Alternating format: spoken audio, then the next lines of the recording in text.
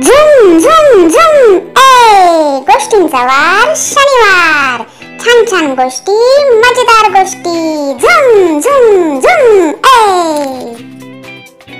नमस्कार बालमित्रांनो, कसे आहात? मजेत ना?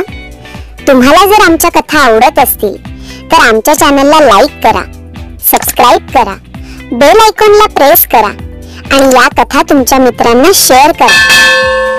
चला तर मग पाहूया आजची कथा. बालसंस्कार कथा, खोटं बोलू नये.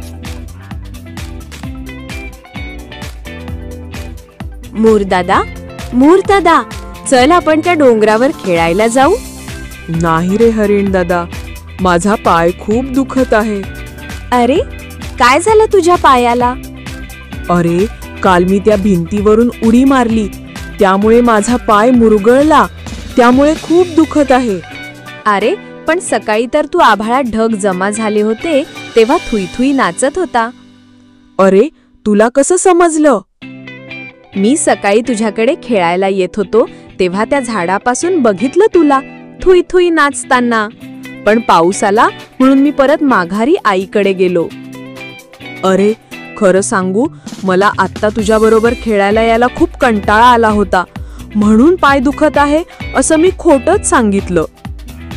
अरे, पण तुला कंटाळा आला आहे हे तू सांगायचं होतंस ना मला. तू खोटं बोलल्यामुळे मला फार वाईट वाटलं. हरिण दादा, मी खोटे बोलल्यामुळे तुला वाईट वाटलं, मला माफ कर. नाही मोर दादा, तुझ्या अशा वागण्यामुळे मी फार दुःखी झालो आहे. माझी आई सांगते खोटं कधी बोलू नये, खोटं बोलून आपल्या मित्राला फसवू नये, नाहीतर मैत्री तुटते. मला माफ कर हरिण दादा, आपली मैत्री तोडू नकोस ना.